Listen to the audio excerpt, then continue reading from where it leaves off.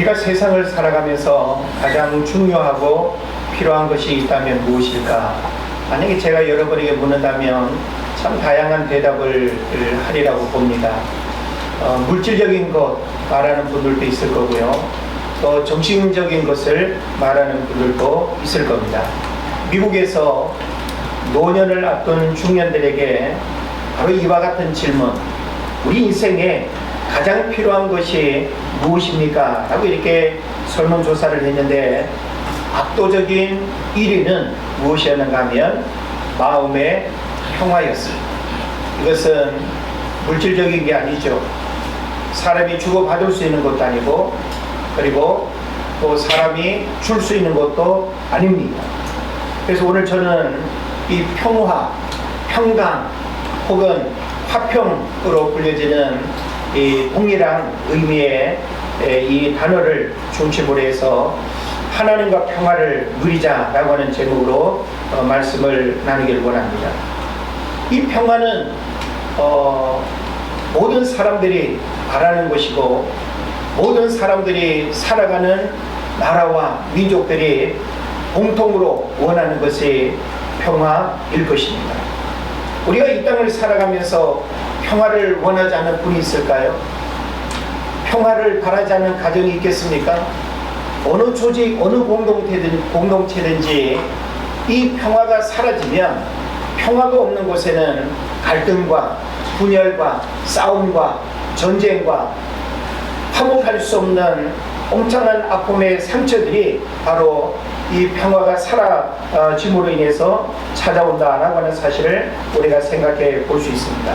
그런데 평화는 세상으로부터 오는 평화가 있고 하나님으로부터 오는 평화가 있습니다. 우리가 세상으로부터 오는 평화를 팍스 로마나라고 이렇게 말하죠. 로마로부터의 평화. 옛날 로마가 세계를 지배하던 그 시대에 로마가 주는 평화라고 하는 것은 인간적이었습니다. 힘에 의해서 주어지는 것이었고, 그리고 황제에 의해서 주어지는 것이었고, 모든 사람들이 원하는 평화를 골고루 줄 수 없는 불완전한 평화, 이게 바로 팍스 로마나입니다. 그래서 오늘날 우리는 그 시대를 지나서 21세기를 살아가고 있습니다. 21세기를 살아가는 세상 사람들도 역시 평화를 원하면서 팍스 로마나가 아니라 팍스 아메리카나를 사람들이 원합니다. 아침부터 아메리카 시원한 커피 생각이 나시는지 모르겠습니다. 팍스 아메리카나, 미국이 주는 평화.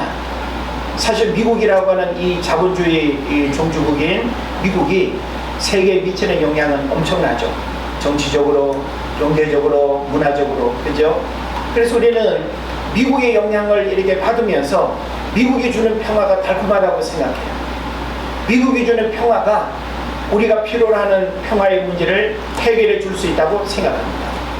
그러나 여러분, 팍스 로마나도 불완전한 평화이지만 팍스 아메리카나도 역시 우리 인간에 의해서 만들어지고 우리 인간이 주는 평화이기 때문에 그것은 불완전한 평화일 수밖에 없는 것입니다.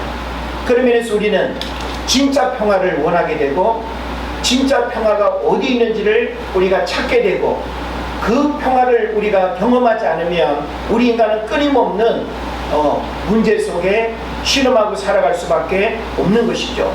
그런 면에서 우리는 이 세상으로부터의 평화가 아니라 또 다른 평화, 정말 내 영혼에, 내 삶에 만족을 줄 수 있는 그 평화는 어디에 있을 것인가, 이걸 우리가 고민하면서 결국은 만나게 되는 평화는 하나님으로부터 주어지는 평화인 줄로 믿습니다. 그래서 유대인들은 서로 이렇게 인사를 하게 될 때 샬롬이라고 이렇게 인사하지 않습니까? 저는 이스라엘 여행을 해보면 이렇게 버스 운전사도 관광객들 타고 내릴 때마다 서로 샬롬이라고 하는 그 인사가 아주 기본적인 이 인사인데 바로 평화라고 하는 그런 의미가 되겠죠. 그런데 이 이스라엘 사람들과 적대적인 관계에 이렇게 살아가는 그 주변 아랍 사람들은 살람이라고 이렇게 말합니다. 거의 비슷하죠. 샬롬, 살람, 거의 동의어라고 볼 수 있는데, 역시 그들도 평화라고 하는 의미의 인사말을 사용하고 있습니다. 고대 그리스인들은 에이레네, 이 에이레네 헬라어로 평안, 번영 그런 뜻이에요. 그러니까 샬롬이라고 하는 단어와 크게 다르지 않는 이 인사가 있습니다. 그래서 예수님이 부활하신 후에 제자들에게 나타나셔서 에이레네라고 이렇게 물으셨거든요. 평안하냐? 라고 이렇게 3번이나 물었던 것이죠. 그러니까 우리가 이 평안이 단순한 어떤 인사가 아니라 모든 사람들이 살아가는 삶의 기초이면서, 그리고 가장 본질적인 그 원하는 바가 바로 평안임을 우리가 생각해 볼 수 있습니다. 중국 사람들은 어떤 인사를 할까요? 중국말로 핑안이라고 하는데, 이게 그냥 평안을 제가 이렇게 구겨서 말하는 것이 아니라 중국말로 핑안이라고 하는 인사가 역시 같은 의미가 됩니다. 우리나라 사람들 인사가 어떻습니까? 안녕하십니까? 평안하십니까? 그런 인사가 아마 우리가 이렇게 주고받는 가장 보편적인 인사일 것입니다. 이런 인사가 많다라고 하는 것은 역설적으로 이 평화를 잃어버렸거나 간절히 바라는 현실의 불안과 갈등의 상황을 표현한다고 볼 수 있죠. 그죠? 우리가 평화가 필요하지 않으면 그 평화를 말할 이유가 없고, 내가 평안하면 그 평안의 어떤 표현과 인사를 건넬 이유가 없지 않습니까? 그러니까 모든 사람들은 평안이 없다라고 하는 것을 그 내면에 가지고 있는 거예요. 모든 사람들이 본질적으로 이 평안을 원한다라고 하는 것을 역설적으로 우리에게 주는 것이죠. 폴 틸리라고 하는 유명한 독일의 신학자요 철학자가 있습니다. 인간의 평화를 근본적으로 위협하는 2가지 요소가 있다고 말하는데, 두려움과 불안이라고 진단했습니다. 사람이 왜 평화가 없느냐? 사람이 왜 마음의 그 평안을 누리지 못하느냐?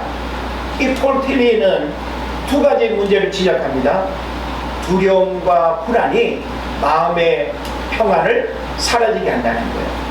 그러니까 평안이 없다라고 하는 것은 우리 마음에 무엇이 자리 잡고 있다는 거예요? 두려움이 있거나 불안이 있다라고 하는 그런 반증인 것입니다.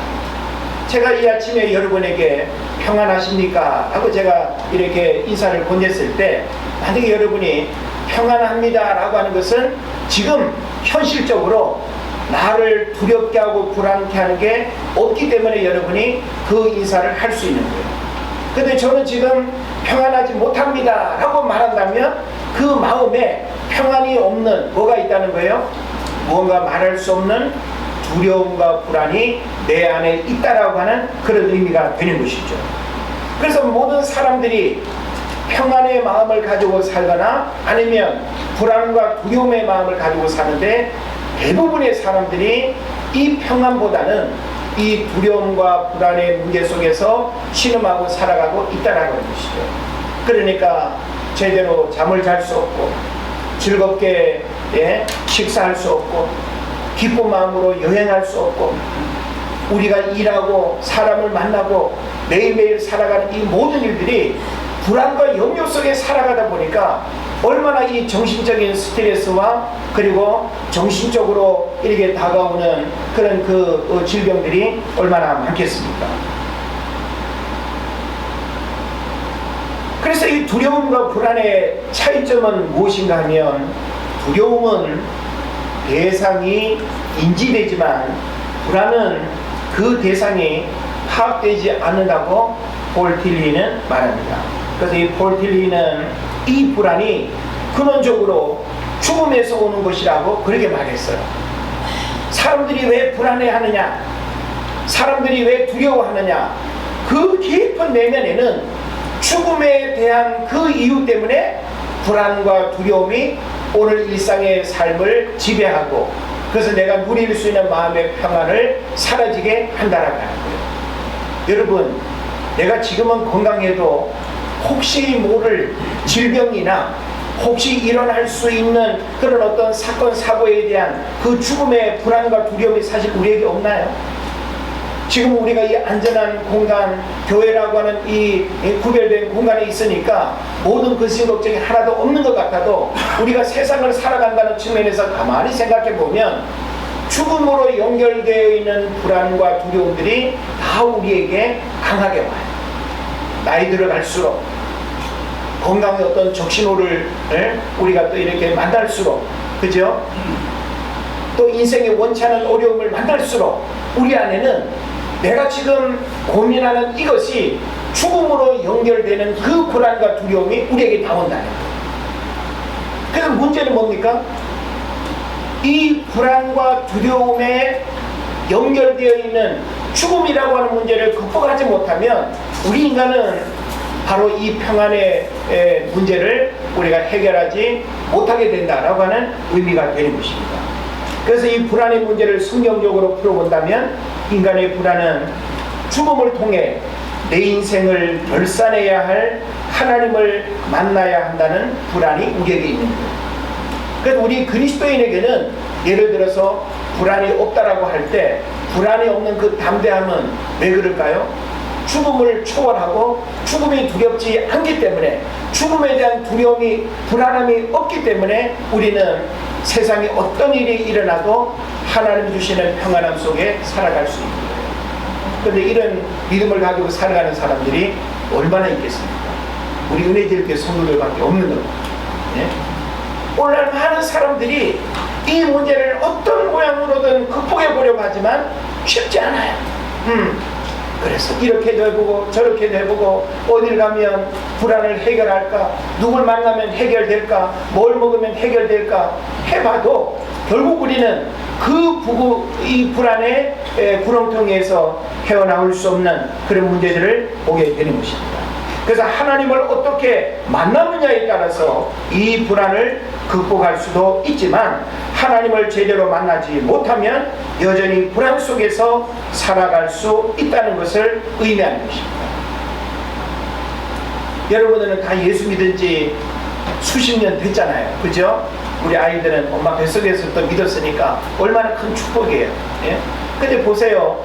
누군가가 예수님을 이렇게 믿게 될 때 예수 믿기 이전과 이후에 뭐가 달라졌습니까?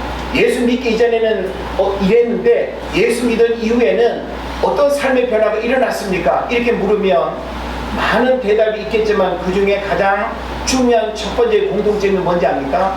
마음이 평안해요.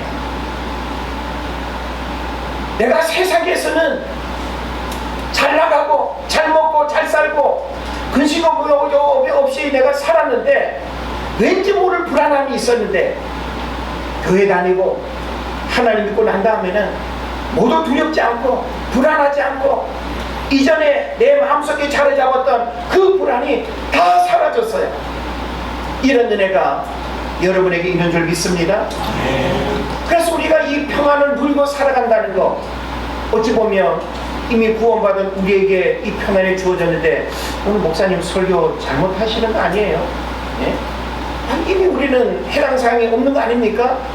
이렇게 우리가 생각해 볼 수 있지만, 평안은 한번 주어지면 그것으로 끝이 아니에요. 그걸 우리가 부여잡아야 하고 그것을 잃어버리지 않기 위해서 힘써야 하고, 그 평화가 내 마음속에서 내 삶에서 사라지지 않도록 하나님과의 역적인 관계가 대단히 중요하다라고 하는 사실을 여러분 깨달으시기를 바랍니다. 성경은 모든 인간이 하나님과 평화하지 못한 상태에서 태어난 삶을 시작한다고 가르칩니다. 그래서 사실 우리가 이 신라권, 아담이 선악과를 따먹음으로 인해서 낙원을 잃어버렸죠. 그래서 이 신라곤이라고 하는 이 상황은 우리 인간의 마음속에 뭔가 쫓기는 듯한, 하나님으로부터 버림받은, 하나님과의 관계가 단절된 그 불안함이 우리 인간의 모든 내면에는 태어나는 순간부터 있는 거예요. 예. 모르긴 해도 희엘이한테 제가 인터뷰를 안 해봤지만 물어보면 희엘이도 뭔가 불안이 있을 거예요. 예? 우리 인간은 다 불안의 문제가 있습니다. 예? 정도와 내용의 차이가 다를 뿐이지 불안의 문제가 없는 사람은 아무도 없다라고 하는 사실이죠. 그래서 인간의 모든 불안의 내면에는 반드시 죄가 고사리고 있다는 것입니다.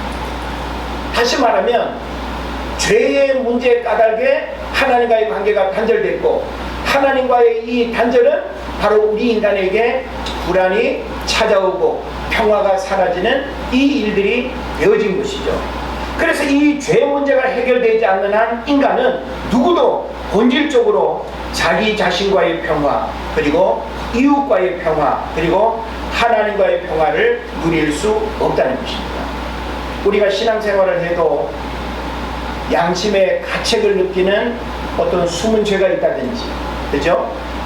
실제적으로 여러분이 뭐 속이고 혹은 빼앗고 누굴 억울하게 하고 또 원치 않는 어떤 갈등의 일들을 겪게 되면 그 죄라고 하는 것은 우리 마음속에 평화를 깨뜨립니다. 그럼 우리가 신앙생활하면 죄 안 짓나요? 우리가 죄 안 짓기를 힘쓸 뿐이지 우리는 누구도 부인할 수 없는 수많은 죄의 문제 속에 살아가고 있고, 하나님과 나만이 알고 있는 그 숨은 죄들이 우리 안에 끊임없이 꿈틀거리고 있다는 거 부정할 수 있습니까? 그런 면에서 우리는 이 평화라고 하는 것이 너무나 소중한 가치인데, 이 평화는 그냥 주어지는 것이 아니라고 하는 거예요. 우리가 이 땅을 살아가는 동안 하나님이 주시는 이 평화를 우리가 보물처럼 잘 간직하고 귀하게 여기기 위해서는 바로 하나님과의 관계 속에서 일어날 수 있는 이 죄의 문제를 끊임없이 해결하고 청산하고, 이것을 우리가 극복하지 않으면 하나님과 내가 누렸던 그 평화는 언제라도 사라질 수 있다고 하는 사실을 여러분 깨달으시길 바랍니다. 사람이 마음의 평화를 누리면서 잠자리에 들고 가족들과 함께 식사를 하고 여행을 한다는 것은 얼마나 즐겁고 행복한 일인지 모릅니다. 여러분, 내가 마음에 어떤 불안과 두려움이 있는 상태에서 잠자리가 편할 수 있습니까? 예? 어떤 기름진 음식이 우리의 마음을 행복할 수 있습니까? 내 마음속에 불안과 두려움이 가득 차 있는데 아무리 즐거운 여행이요 볼거리가 있다 하더라도 그것이 과연 즐거울 수 있겠냐 이 말이에요. 우리는 우리 마음속에 나도 모르게 내 내면에 자리 잡고 있는 이 불안과 두려움의 마음들을 해결하지 않으면 우리는 진정한 평화의 은혜들을 누리며 살아가기가 어렵다라고 하는 것입니다. 옛날에는 여름 방학을 하게 되면 외갓집을 많이 갔죠. 예, 저도 강릉 외갓집 이렇게 갔던 기억들이 많이 생각이 나는데, 예화를 한 가지 이야기하면 그런 시절들을 여러분 생각하면서 이야기를 들으면 좋겠습니다. 한 소년이 여동생과 함께 여름 방학을 맞아서 시골에 계신 할머니 댁에 가게 되었습니다. 그래서 할머니 댁에 가니까 맨 처음에는 아무 이렇게 좋았는데 하루 이틀 지나니까 심심한 거예요. 그래서 소년이 새총을 만들어 가지고 새를 이렇게 잡아보겠다고 그렇게 이제 하게 됐습니다. 특별한 놀이가 없으니까 옛날에는. 그런데 새가 잘 잡히겠어요? 새총도 어설프게 만들었지만 새총을 얼마나 가져 놀고 잘 쏜다고 그 새총에 맞아 죽을 새가 어디 있겠어요? 그래서 이제 새총을 가지고 열심히 새를 잡아보겠다고 흉내를 내고 했지만은 새를 이렇게 못 잡았어요. 그래가지고는 투덜거리면서 이렇게 할머니 집으로 돌아오고 있는데, 그 할머니 집에 키우는 오리 한 마리가 띠뚱거리면서 집으로 들어가는 거예요. 그래가지고 새는 못 잡았지만 하면서 이 새총을 당겼는데 오발로 자기가 제대로 맞춘 게 아닌데 오발로 그 오리가 머리에 맞고 직사를 했어요. 너무 큰일이 일어났죠. 할머니한테 나 죽었다. 그래가지고 이 소년이 여동생한테 야 그래 할머니가 이거 알면 우리 쫓겨날지 몰라. 얼마나 그 마음이 두렵겠어요. 불안하고. 그래가지고는 그 여동생을 그냥 입단속을 합니다. 너 절대 말하면 안 돼. 할머니한테 말하면 우리 혼나는 거 알지? 그러면서 둘이 그 죽은 오리를 땅속에 묻었습니다. 그 불안함이 분명히 있었겠죠. 아닌 척 하면서 이제 저녁 식사를 이렇게 하게 됐습니다. 저녁을 먹고 났는데 설거지를 이제 그 오빠가 해야 되거든요. 오빠 설거지 해야지. 그러니까 오빠가 설거지를 안 한다고 하는 거예요. 그러니까 어떻게 하겠어요? 동생이 할머니 일러준다고 이제 사인을 주는 거예요. 그러니까 어쩌지도 못하고 설거지를 할 수밖에 없죠. 그 다음날도 설거지 안 하고 싶은데 완전히 그냥 여동생의 노예가 돼가지고 할머니한테 일러 바친다는 그것 때문에 또 그냥 설거지를 그냥 울며 겨자먹기 식으로 이제 열연을 하게 됐습니다. 너무 근심이 되었어요. 이게 할머니 집으로 끝날 일이 아닌 것 같고 집으로 돌아가서도 완전히 여동생의 노예가 돼가지고 시키는 대로 그냥 해야 될 것 같아요. 그래가지고 이 소년이 어느 날 깊은 고민을 하면서 할머니 방에 노크를 했습니다. 울상을 하면서 할머니한테 자초지종을 이야기를 했어요. 그랬더니 할머니가 뭐라고 했겠어요? 그래 며칠 전에 그런 일이 있었는 거 내가 2층에서 다 내려다보고 다 보고 알고 있었지. 근데 할머니는 아무 말도 안 하고 있었던 거예요.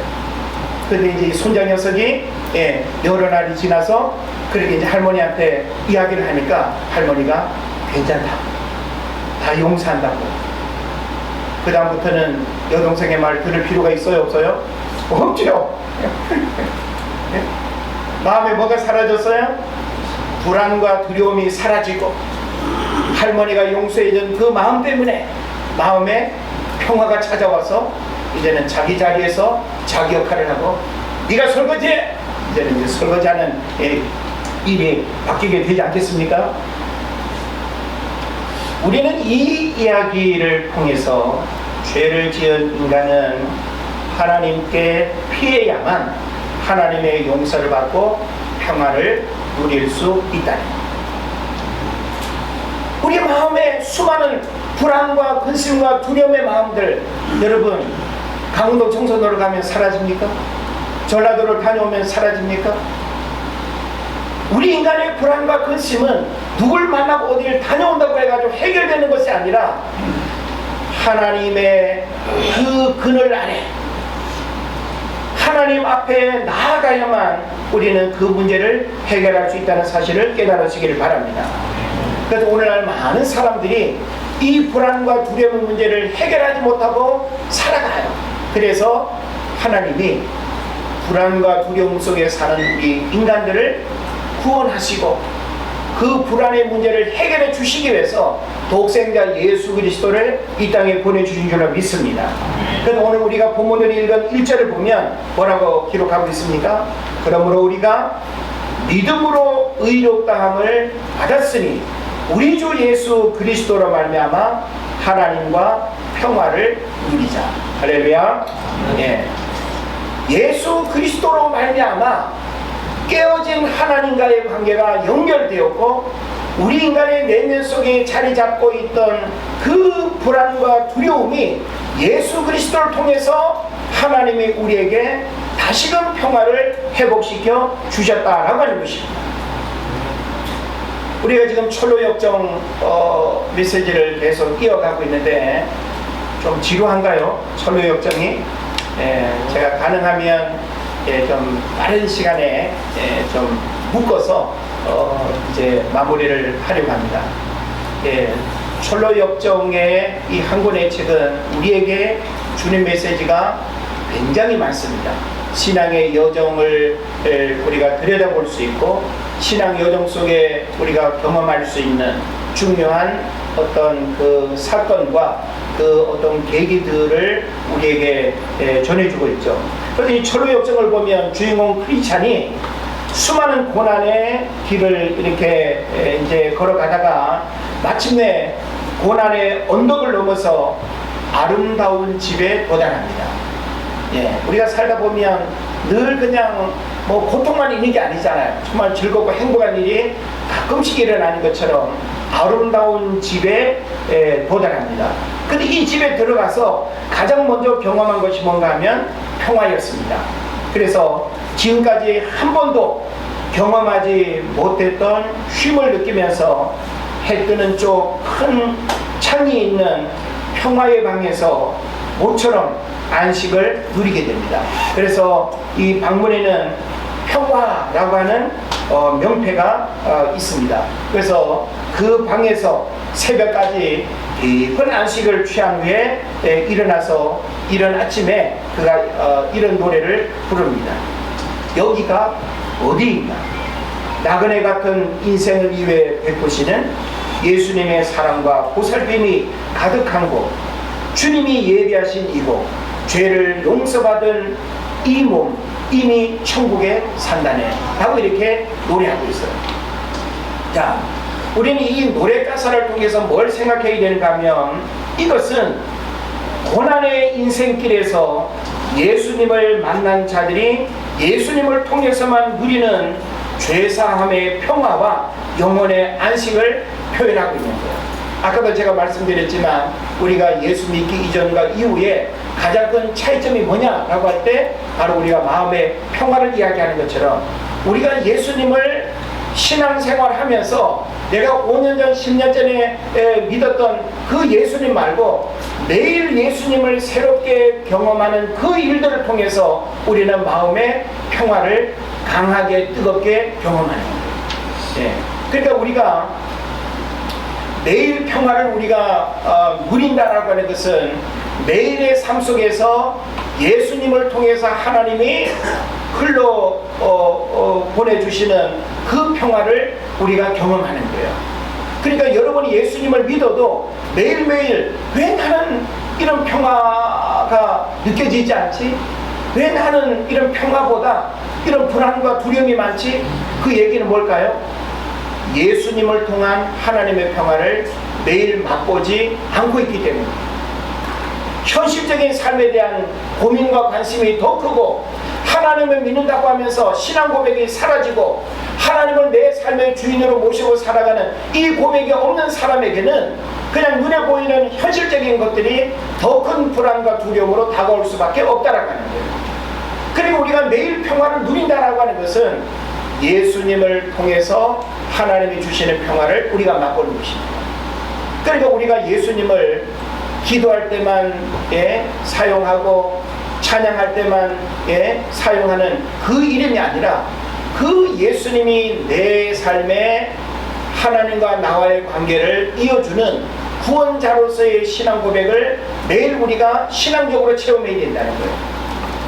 매일 우리는 말씀을 통해서 그 예수님을 새롭게 경험하고 매일매일 그 예수님이 우리에게 새로운 삶의 의미들을 깨닫게 하시는 그 은혜들을 경험하게 될 때 우리는 예수님을 통해서 하나님 주시는 평화를 이 땅 가운데 누릴 수 있다라는 것입니다. 그렇다고 해서 예수 믿는 것이 죄사함과 마음의 평화로만 그치는 것은 아니다라고 하는 것을 이제 우리가 좀 생각했으면 좋겠습니다. 그래서 이제 크리스찬은 아름다운 집에서 여러 다른 은혜를 경험하게 됩니다. 하나님과 평화한 우리는 더 나아가서 하나님의 은혜를 구체적으로 누리기 시작하는 삶으로 돌아가야 하는 것이죠. 그것이 바로 오늘 우리가 읽은 본문의 이제 5장 2절의 말씀이 되는 것입니다. 5장 2절 말씀을 한번 좀 더 같이 읽었으면 좋겠습니다. 2절 말씀 시작.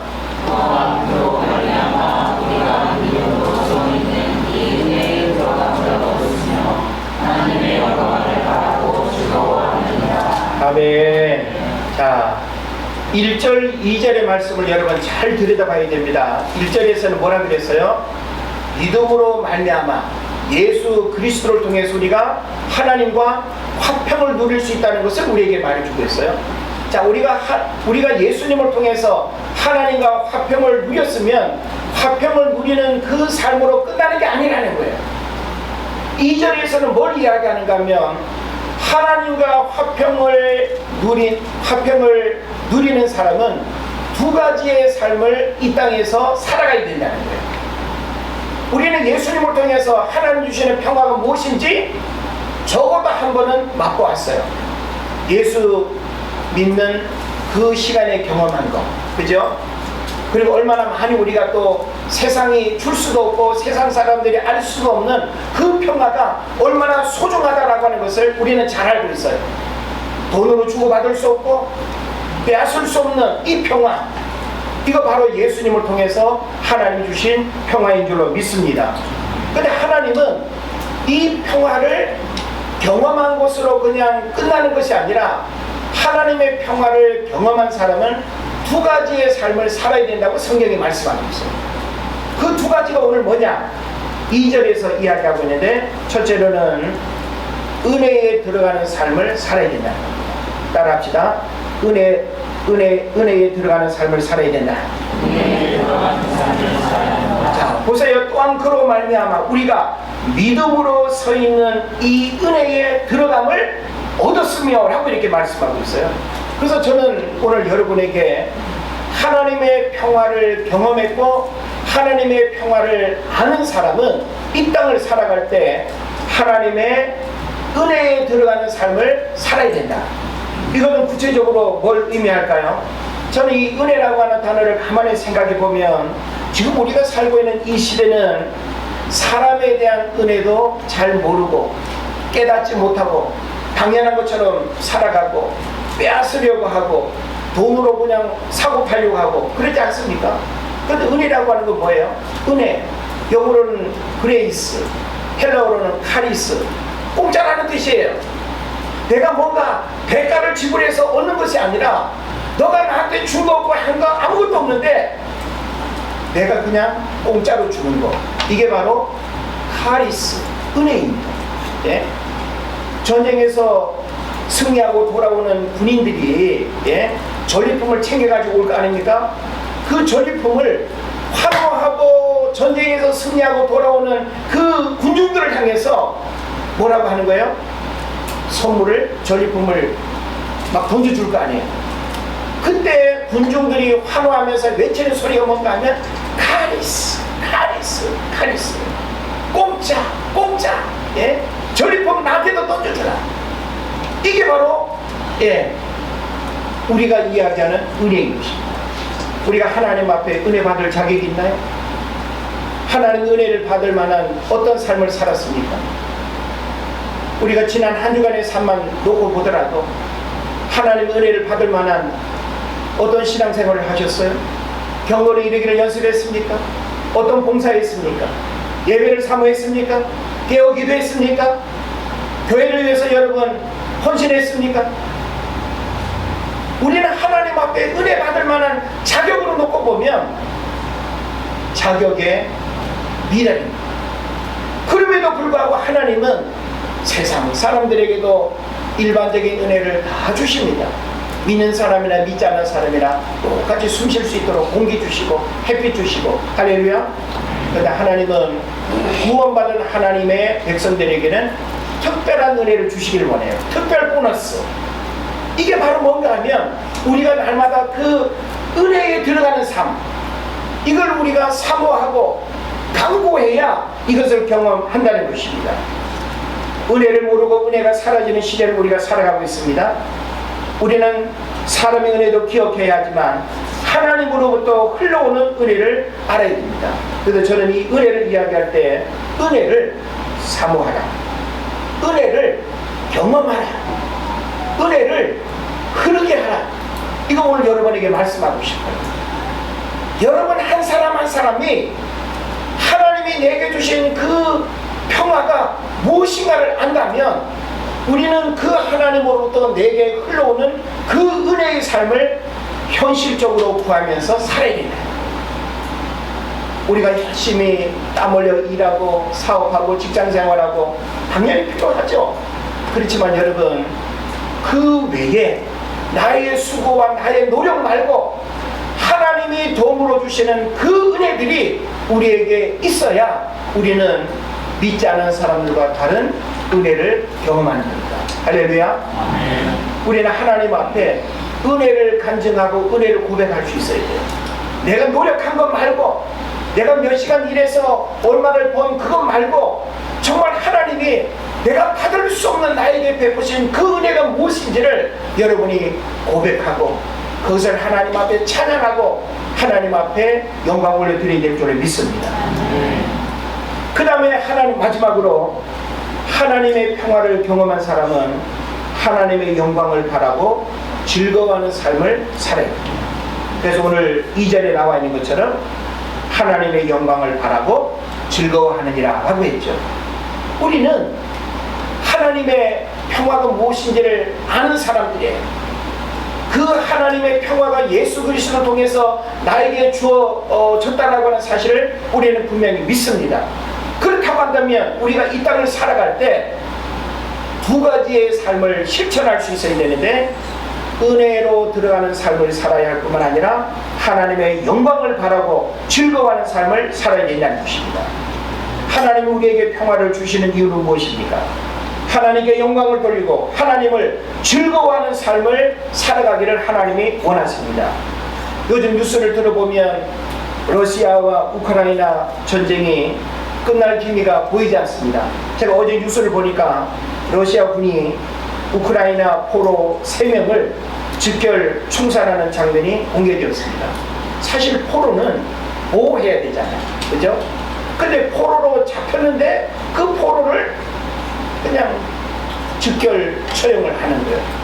사실은 국제법을 어기는 것일 뿐만 아니라 해서는 안 될 일들이 이쪽에 저쪽에도 일어나는 이런 안타까운 그런 뉴스를 접하게 됩니다. 서로 죽고 죽이는 이 보복의 전쟁 살인은 바로 평화가 보이지 않는 슬픔과 고통의 현장이기도 합니다. 하나님의 평화가 절대적으로 필요한 것을 우리가 생각하게 되는 것이죠. 또한 이스라엘과 하마스 간의 전쟁도 예측 불허의 불안한 상황을 보여주고 있습니다. 예수님이 태어나신 평화의 땅이 인간에 의해 만들어진 그 불행한 역사의 왜곡이 끊임없는 갈등이 반복되고 있는 것이죠. 하나님의 평화가 서로에게 적대적인 그런 감정을 버리고 상생과 평화의 삶을 살아가는 공동체가 되도록 회복되어야 할 것입니다. 이제 말씀을 마칩니다. 예수님이 이 땅에 오신 이유는 평화가 없는 이 땅에 평화를 주시기 위해서 오셨고, 구원은 바로 평화로의 구원임을 여러분 깨달으시기를 바랍니다. 우리가 구원을 받는다라고 하는 이것은 평화로의 구원이에요.